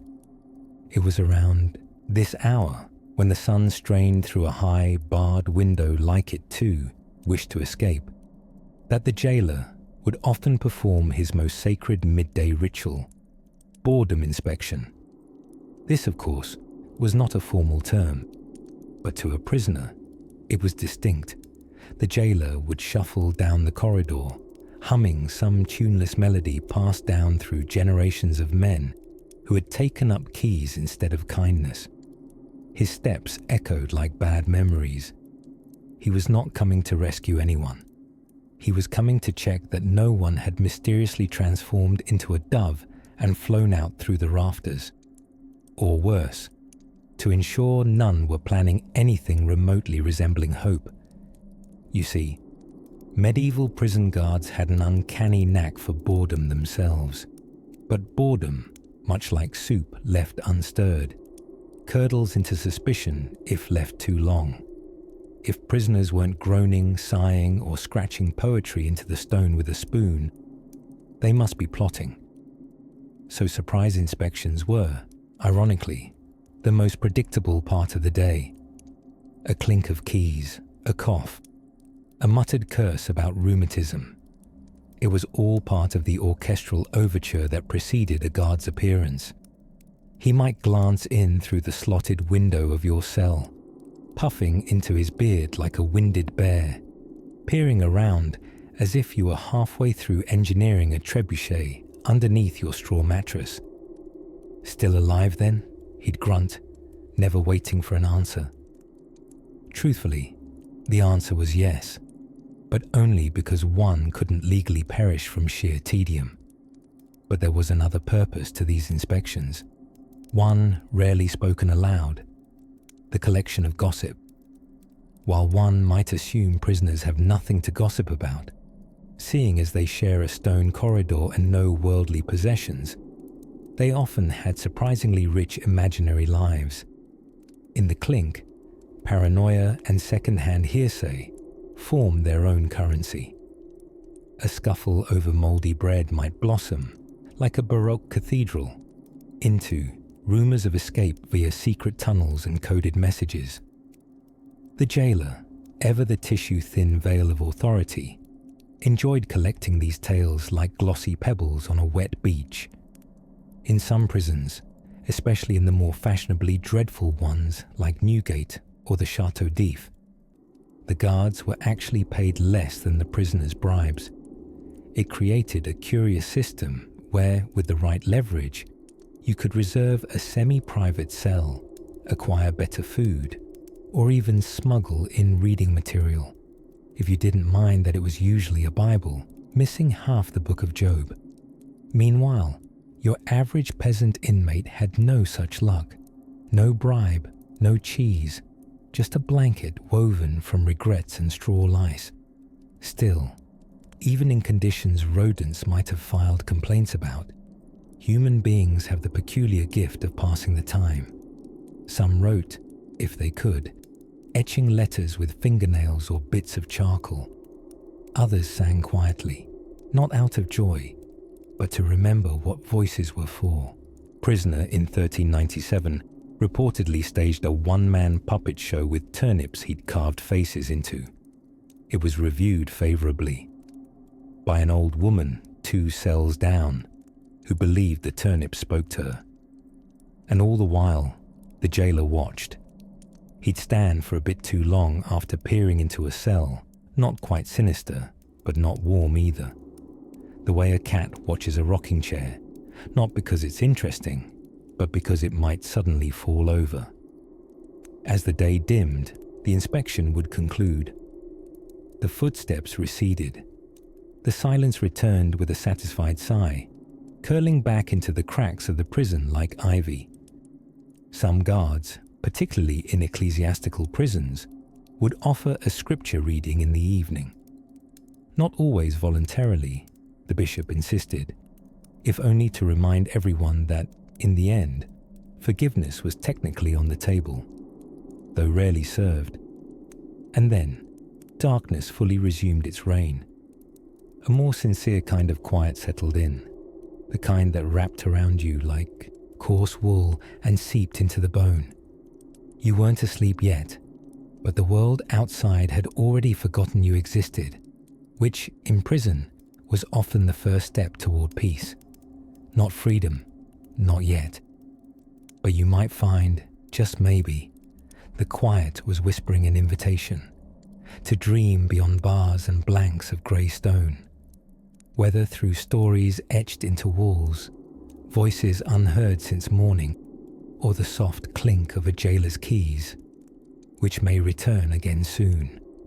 Let's take a dreamy stroll now, down to the medieval prison kitchen, or rather, the smoky corner of despair optimistically titled Food Preparation Area. You see, medieval prison cuisine was a bit of a loose concept. Meals were more of a philosophical question, something along the lines of, if a prisoner hears a turnip drop in the slop bucket, but no one eats it, was it ever food? In general, the idea was simply to keep you, well, not alive, but going, sustained, like a candle in the wind that no one tries very hard to shield.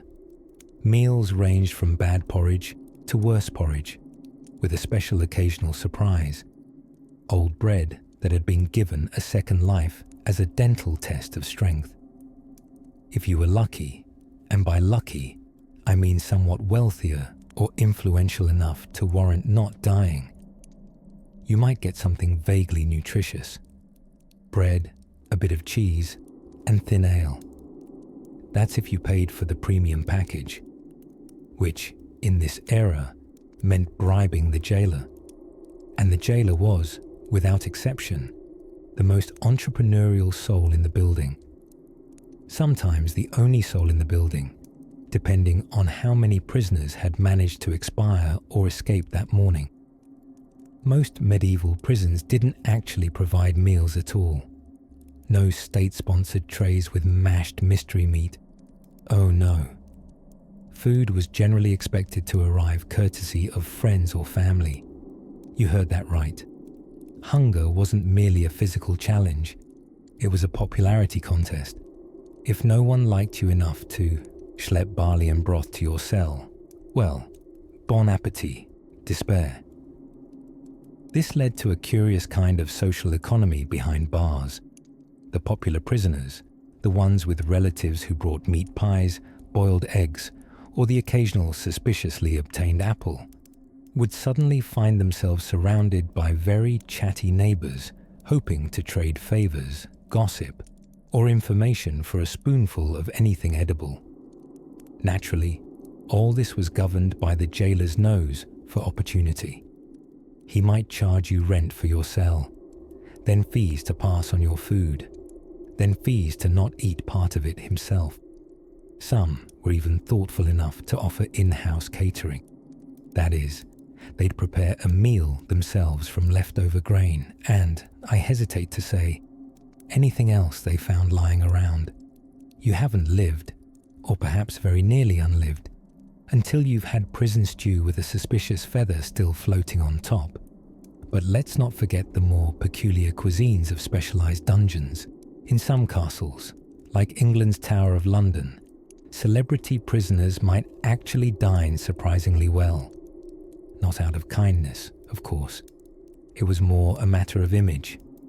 You couldn't have a noble confessing to high treason simply because the cabbage soup was underseasoned. No, you needed them lucid, eloquent, and ideally plump enough to fill out their execution tunic properly. For such esteemed guests, the meals were sometimes downright decadent. Roasted meats, wine, spices. This, naturally, annoyed the common prisoners crawling around the lower levels, eating broth that had more tallow than ingredients. But class envy has always had hard, inedible crusts. Speaking of liquids, hydration in prison was another delicately neglected affair. Water, if it was offered at all, came from rain barrels, nearby ditches, or wells so old they remembered Roman sandals. Trench fever and typhoid had open invitations to the party. Ale, being slightly safer due to the brewing process, was sometimes given instead. Though calling it safe is generous, it was weak and warm, and left you puzzled as to whether you were drunk or just numb with despair. In some regions, the phrase bread and water was literal, strict, and known punishment. These meals were doled out with pompous ceremonial severity, as if sprinkling a sad crust into a prisoner's cell was an act of high virtue. In France, prisons like the Bastille mocked you with marginally better fare, but only if you greased the right palms or had the misfortune of being born into an aristocratic scandal. And when food ran out, creative substitutions began. Rats became not just fellow inmates, but potential entrees. Lichen grew suspiciously smaller near hand-reach areas. and one imagines more than a few prisoners gaze lovingly at their shoe leather, wondering how long to boil it before it became soup adjacent. But through hunger, prisoners developed keen senses of smell, of trickery, and of timing, and they learned that a well-timed cough near a jailer's pantry could get you scolded, and possibly toss the slightly fresher crust. Dignity, after all, was the first ration to run out. Now, if you're still with me, curled softly into your bed and far from the scent of mold and boiled despair, let your thoughts drift gently to the cellmates of old. For in the quiet shadows of prison hunger, something curious simmered beyond the cauldrons, a truly medieval bond, and a rather puzzling prison pet. But we'll explore that dreamy oddity just ahead, somewhere beneath a slanted sunrise and the musty curl of an unwashed woolen blanket. Our medieval prisoner stirs, or perhaps merely shifts the weight of despair to the other hip. Morning in the dungeon doesn't so much arrive as it lightly seeps in through the cracks like lukewarm broth. The only difference between night and day, really, is the way the rats stop holding formal congress and pass the torch, or crumb, to the cockroaches. You'll recall, this particular dungeon didn't come equipped with amenities like windows, airflow, or hope. But today, mercifully, or perhaps spitefully, you are chosen for a moment of daylight. No, not a release. Let's not be ridiculous. Today is the rare occasion of prisoner maintenance, the medieval precursor to Mental Health Day. Once every few weeks, guards might drag prisoners up to the castle courtyard for 2 to 4 minutes of what they might call sunshine exposure, which sounds calming until you understand it generally involved a mildly aggressive hose down with cold water, shipped directly from a nearby, probably haunted well. You are hauled forth by a guard with breath that could reanimate livestock and wearing enough chainmail to sink a ferry. Your legs, unaccustomed to being useful, buckle like poorly made gingerbread scaffolding. Kindly, the guard lets you collapse like a sack of root vegetables, mutters something unintelligible about filth levels reaching critical, and begins the ceremonial hosing. Now, the hose in question is not the garden variety coil we know today. It's more like a leaking cow intestine connected to a barrel with ambition. The water, having been stored in the shade since the reign of Charlemagne, is approximately the temperature of regret.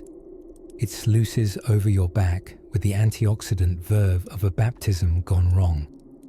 The one benefit, it does wake you up and possibly exfoliates. After your unrequested spa moment, the guards may or may not toss you a rag.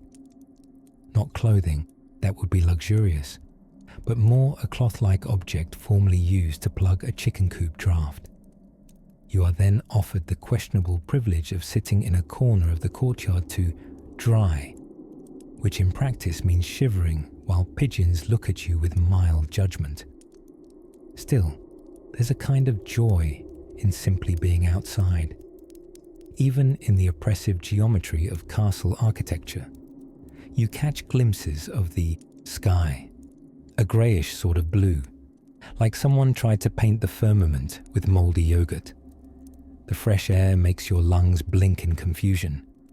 It's a fleeting sensation, but you drink it in greedily nonetheless.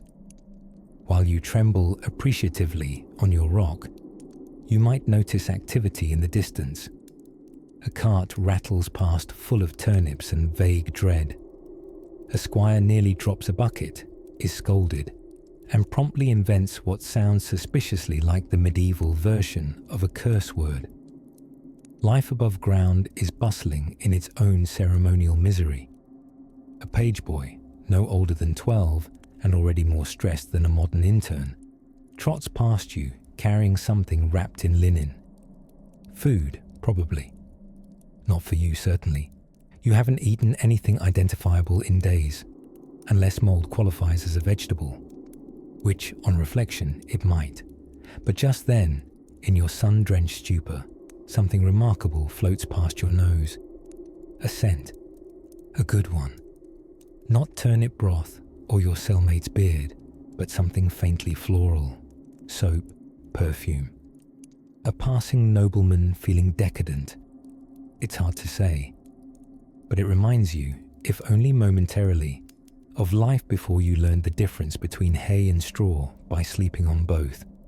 The memory of gardens, maybe, or clean linen, or the simple act of being touched by something that didn't crawl. Of course, the moment is short-lived. A pigeon lands on your knee and immediately begins asserting dominance. The moisture in your hair has frozen slightly, and a guard stomps over with the energy of a man who's just stubbed his toe on a knight. Back to your hole, he grunts with the ritualistic apathy of public service. And so, you are shepherded back to the underworld, a soggy, slightly cleaner version of yourself, escorted by the persistent sense that your soap-fragrant vision might have been your brain gently short-circuiting. Still, in that brief pilgrimage above ground, you've tasted the air, and now you'll dream of soap. Next, we wander further down into the shadows to meet those wonderful companions of any decent medieval prison. The pests who never paid rent, never paid taxes, and certainly never left. As the sun dipped below the crooked rooftops of medieval towns, casting long shadows across cobblestone alleys and clattering wagon wheels inside the prison, time stretched like old bread dough, slow, sticky, and not altogether pleasant to chew on. Life as a medieval prisoner wasn't all cold chains and darker-than-thou dungeons, although, let's be honest, it was mostly that. But there was a particular agony that many wouldn't consider. The sheer, mind-whittling boredom. Not boredom in the modern sense, where you scroll through everything streaming and still find nothing to watch, but the kind of soul-sucking nothingness where the highlight of your day was maybe eye contact with a mouse. Records from the Tower of London, for instance, mention long-term prisoners who passed their time, scratching chessboards into the stone with spoons. Yes, spoons, slowly carving their sanity square by square. When the prison gave you nothing, one had no choice but to invent. It was boredom, not bread, that was the true mother of invention. Take Sir Walter Raleigh. Kept in the tower for well over a decade, he wrote volumes, conducted chemical experiments, and even raised a family from his cell. Imagine writing your magnum opus beside a dripping wall and still managing a family.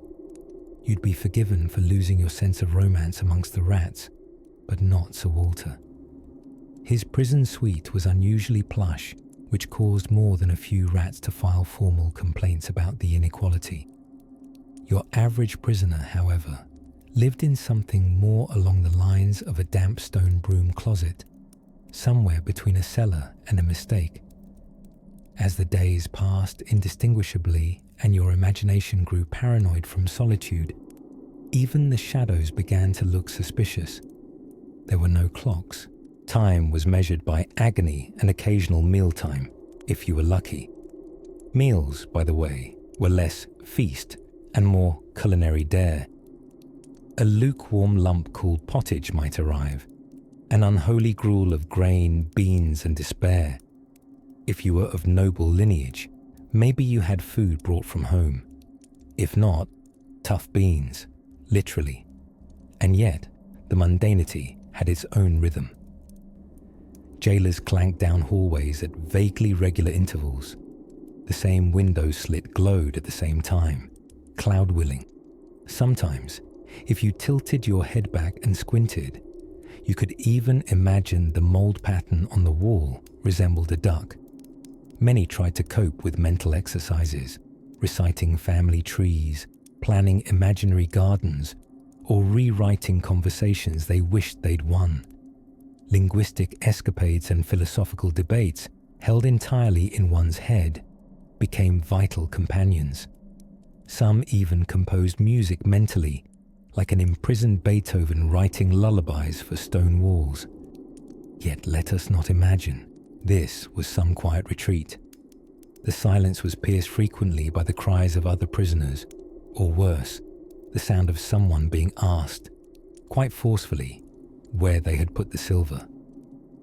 Not a peaceful spa visit, more of a long-standing existential crisis hosted in a mildew suite. There were occasionally visitor days. These were not casual social pop-ins with tea and biscuits, but they helped to break the tedium. A sympathetic priest, a mournful spouse, or that one cousin who only visited when he needed to borrow your belt. Even brief contact with the outside world felt like a comet streaking through a stagnant sky. Now and then, prisoners were given tasks, particularly in monastic or ecclesiastic prisons. Copying manuscripts, gardening, brewing. Tasks performed in silence that lent purpose, or at least motion, to otherwise static loneliness. A monk imprisoned for heretically saying the psalms in the wrong order might still tend the herb garden by day and weep into his time pillow by night. And yet, there remained hauntingly the knowledge that no matter how well you organized your mental library, or how many imaginary friends you made from the patterns in the ceiling, your fate was not in your hands. Whether you'd be released, hanged, ransomed, or simply dissolved into legend depended not on merit, but mood, usually someone else's. Still, people find ways. They always do. Even in gloom, even in a place where books were scarce, pens scarcer, and privacy non-existent, you'd be surprised how clingy hope can be. It sits there, in the damp straw, clinging to your ankle like a loyal squirrel, waiting for a better day. And in the next breath of candlelight, as another hopeless hour sighs through the iron bars, we begin to edge closer to the one thing no prisoner could escape for long: the peculiar rituals of medieval justice, somewhere in the shadowy archives of medieval punishment, where rats squeak like old hinges and the shackles have rusted into semi-retirement. We find ourselves gazing upon a particularly curious invention: the scold's bridle. Also known as the brank, this was the medieval answer to a problem that perhaps didn't need solving: people with opinions. Now, in fairness, the scold's bridle was most often reserved for women labelled as nags, harpies, or, let's be honest, anyone who had the audacity to speak inconvenient truths or win an argument in public. A metal cage strapped over the head, complete with a plate that pressed firmly against the tongue, the scold's bridle made verbal mischief near impossible. One can only imagine the medieval town square, where justice was served with a whiff of petty misogyny and the faint jangle of iron headgear. Comfort, as you have guessed, was never on the medieval menu. The bridle was heavy, chafing, and occasionally inscribed with decorative humiliation. Bells, for instance, to ensure your shame could be heard approaching from several 100 feet. If you were particularly lucky, your bridle came with an inscription, just in case the local townsfolk missed the point. One such example read, "A gossiping and unquiet woman. Subtlety, thy name is not medieval punishment. Still, it's worth remembering. For every awful contraption in the medieval justice toolkit, there were always people around it. People who forged the iron, fastened the straps, enforced the rules, looked on with stern approval, or whispered disapproval from behind hands. The scold's bridle is a relic not only of punishment, but of performance, an intimate theatre of control staged in the open air. Let us drift now from the public square to a quieter corner of the kingdom, where silence was no less enforced, but rather more sculpted. We're referring, of course, to the monastic prison cells. Yes, even monasteries, those havens of peace, illuminated manuscripts, and suspiciously well-fed cats, had their own internal justice systems. If you were a particularly unruly monk, say, you harbored a wine habit, spoke too freely in the cloister, or heaven forbid, misquoted scripture, you might find yourself in monastic confinement. This wasn't quite the dungeon of your average castle, mind you. It was a contemplative cell, designed less to torture and more to spiritually recalibrate. Though, depending on how long you were left with your thoughts and a single copy of the Psalms, spiritual recalibration could start to feel a whole lot like solitary dread. Some monastery cells were barely bigger than a wardrobe, with a narrow stone bench, a tiny window if you were lucky, and thick walls ideal for deep life reflection or muffled weeping. Meals, thin gruel, and a crusty cylinder of something bread-like were passed through a slot resembling a medieval vending machine, but curiously void of snacks. One Cistercian manual from the 13th century even recommends that unruly monks be confined for 40 days on bread and water, which sounds harsh until you realize it was often a step up from whatever passed for party food in some rural abbeys. Imagine 40 days contemplating your sins with nothing but spiritual guilt and gastrointestinal distress to keep you company. Still, monastic punishment had a poetic side. There was an elegance to its austerity, a sparse quietude that almost romantically invited you to change your wicked ways, or at least bide your time until the abbot forgot what you did to the vestry linens. And in this, it differed from the scold's bridle, which offered no such poetic refuge. With the bridle, there was no thinking, no forgiveness, no understanding. Just silence, metal, and the unblinking judgment of a crowd that didn't even bring snacks. But before you drift too far into this tapestry of discipline and reflection, know this: the rules of punishment were always about more than crime. They were about order, spectacle, fear, and sometimes the petty frustrations of people who couldn't quite control the world around them, so they controlled each other instead. Let us leave these iron muzzles and dim monkish chambers behind and prepare to slip back through the winding alleys of medieval justice, where another, rather unexpected form of incarceration awaits. It's one involving windows, coins, and something suspiciously resembling home. As the chill stone walls of our imaginary medieval cell begin to feel almost familiar, like an itchy wool blanket you've convinced yourself is comforting. Let us now turn to an often overlooked feature of your new, rustic, iron-barred accommodation: the medieval prison diet. Ah yes, mealtime, that sacred ritual in which hope is served cold. Or more accurately, not at all. Now, unlike a modern correctional facility, where meals might technically contain calories and vitamins, the average medieval prisoner often relied on three main food groups: moldy bread, water that doubled as a biology experiment, and the occasional rat, strictly self-caught, mind you, and only if competition with the other inmates didn't prove fatal. There was, in some prisons, a marginally more official system in place, something called the jailer's fee. Essentially, your friendly neighborhood jailer would offer to feed you, but only in exchange for cold, hard coin. If you were poor, which most prisoners conveniently were, then congratulations, you've just unlocked subsistence mode.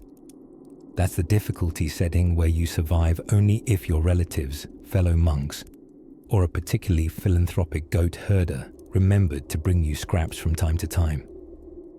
Want an apple? That will be a miracle, kindly donated by nuns on their way to prayer. A piece of cheese? Perhaps when the stars align and a merchant, has an existential crisis outside your cell. A bowl of gruel. Now we're talking. Gruel was the cornerstone dish of the incarcerated. Oats boiled in water, occasionally enhanced by weevils for protein. Served room temperature, naturally. Some jails did include what was called a common pot, a communal soup sort of situation funded by local charity, court fees, or the general penance of the guilty wealthy. Imagine a witch's cauldron bubbling in the corner with a thick, greyish compromise of all manner of vegetables, grains, and fatigue. Vegetables, if you can call a shriveled onion wearing a spider its crown, a vegetable. Drinkable water, a rare luxury. Wells, cisterns, and rain barrels were the main options, and they came with added extras like insect larvae, mossy, particulate, and the occasional amphibian. It's not hydration unless it wiggles. Wine or ale, you ask? Surprisingly, yes. In small doses, and usually in better prisons, inmates might receive a splash of weak ale, often safer to drink than water. Not to be confused with actual pleasure. This was a sad, hollow ale. It knew it was unloved. Some more inventive prisoners took to diversifying their diet. If you were locked up with some creative types, say a fraudulent friar who once marketed roasted pig's ears as relics, then you might learn to trap insects, ferment root vegetable peels into dubious liquids, or even repurpose prison soap into something almost edible. Very brave, very gross. Of course, food and water weren't just sustenance, they were also tools of control. Jailer mad at you? No soup for a week. Offered bribes to stay fed. Then dinner is served, peasant. It wasn't uncommon for high-value prisoners, aristocrats, political pawns, or disgraced poets who insulted the king's fashion sense, to negotiate slightly improved rations. We suspect some jails offered a menu with subtle options such as not starving and still breathing. And let's not forget the public punishments that added a spicy garnish to the prison dietary routine. For especially insubordinate inmates, the penalty might be fasting. Yes, enforced fasting. Not just a spiritual practice, but a disciplinary tool. Nothing inspires reflection like being denied a turnip shard. Meanwhile, in the corridors above, the kitchens of the Lord's Manor might be roasting pheasant, passing trenchers of stuffed duck to giggling courtiers. On feast days, your jail might just get a sympathy ladle of fatty broth. They called it mercy. You might call it flavoured disappointment. As your cellmates mutter in their sleep, dreams thick with imaginary banquets and steaming pies aplenty, you lie on your hay-strewn slab, tummy grumbling like a premature thunderstorm. You stare up at the dark timbers of the ceiling, soaked with centuries of sorrow and mildew, and wonder if tomorrow might hold the elusive luxury of a turnip half, perhaps even one with minimal wriggling. But let's not fret too much about the menu. After all, even gruel can taste like cake if you squint hard enough, and the hunger pangs do eventually subside into a dull philosophical ache, one that pairs quite well with our next moment in the dim and drafty world of medieval punishment, where the walls themselves have ears.